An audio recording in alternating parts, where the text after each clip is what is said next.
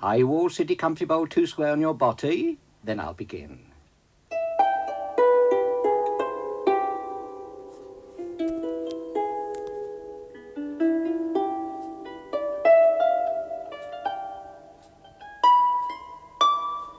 Hello and welcome to the channel. Gav Axman spins with a official tag of the Beatles with a twist, as set by Rob Walker at Let the Music Play, who's sadly been embroiled in all kinds of shenanigans around the vinyl tag. But I don't think Rob was entirely misguided in his opinion. There's some video footage emerged. Truth is out there, and I think Rob might be exonerated in the annals of history. So therefore I'm going to do this spoof Beatles tag, which is official, and I'm not going to do the official vinyl tag for 2025 that came out in 2024 and confused everyone. So no matter who deems it official.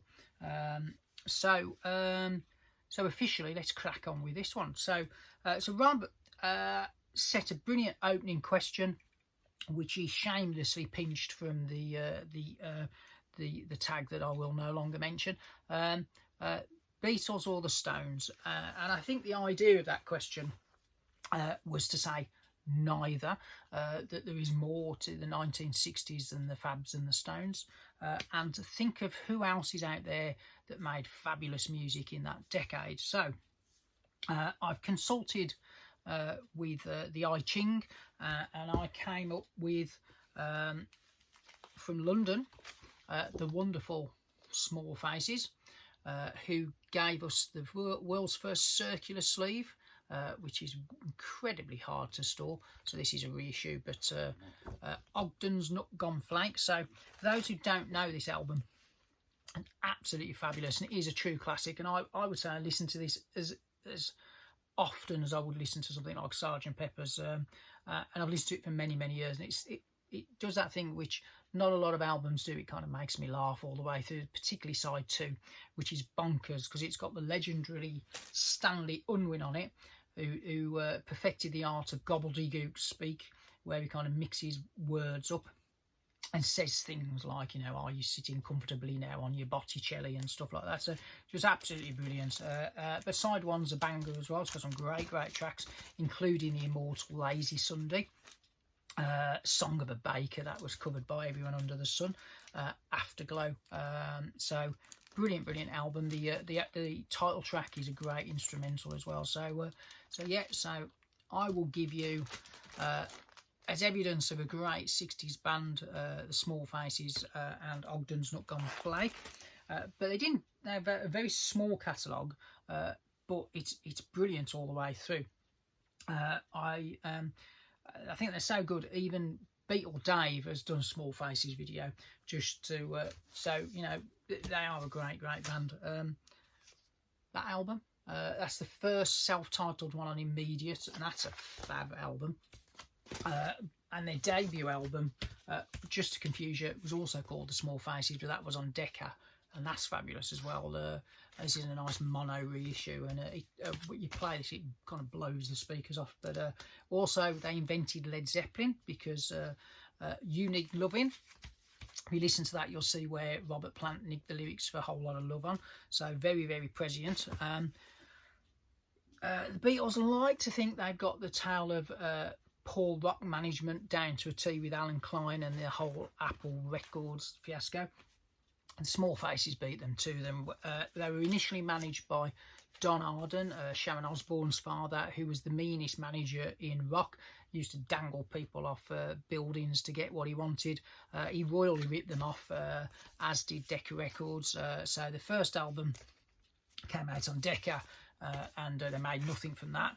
They then went off to Immediate Records, which was set up by Rolling Stones manager Andrew Loog Oldham, and did this one, also called Small Faces, and got royally ripped off again. And I think, to be fair, they pretty much ended up with next to nothing to show for their career. There was a slight silver lining in the 70s that the Small Faces album, which is up there, which became just the Faces. They recruited that wonderful champion of everything, Rod Stewart, and in the 4 or 5 years that they were together, were enormously successful in parallel to his solo career. Rod, we can't in the UK at the moment get enough of Rod, because he's skewered Greg Wallace on the internet. He's gone off and filled potholes, because the council weren't doing it because his sports car was getting damaged.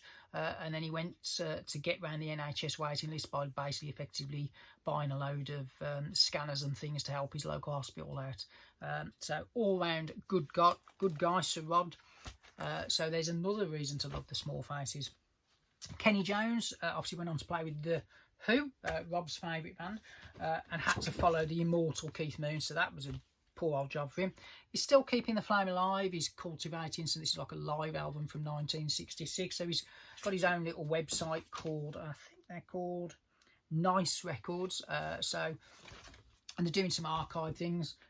Bless him, he's managed in the last 4 years to get one out. So fair play, but one's better than none, isn't it? And he even signs them for you. So they allegedly are still doing archival kind of stuff. But Small Faces, brilliant band.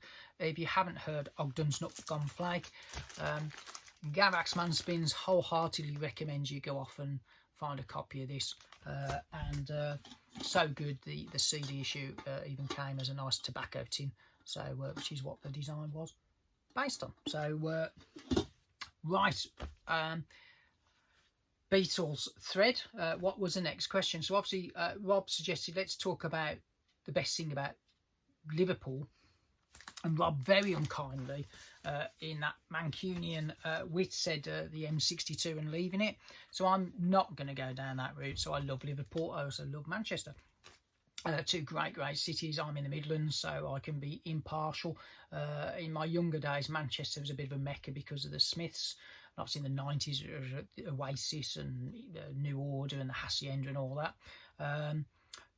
For me, Liverpool in later years, over the last 20 years, the money that they've spent on Liverpool to improve it is phenomenal. The city centre now and the Docklands, it's all opened up. It's wonderful, wonderful city to go and visit. And obviously, if you're a Beatles fan, there's tons of stuff to go and do.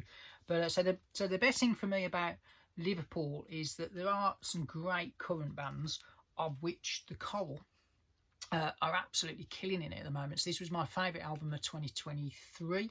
They released 2 in this year. This I thought was the better of the 2. Yes, Sea of Mirrors. If you have not heard this album and you like the Beatles, you may want to investigate this band. They are fabulous. So that is one.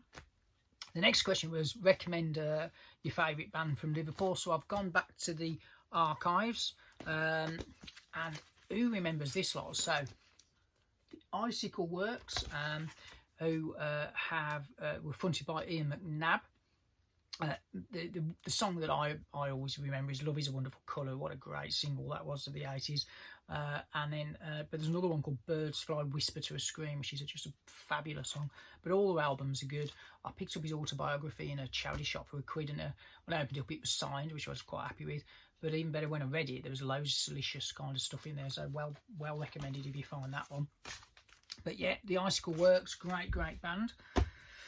The last question Rob set was your favourite Beatles album, but he did it with a bit of a twist. So I took it as if the Beatles had continued, what might they have sounded like? And if they'd have gone throughout the 70s, I think you might well have ended up with Beatles songs sounding very much like these guys. So I've nominated ELO's Greatest Hits as my favourite Beatles album.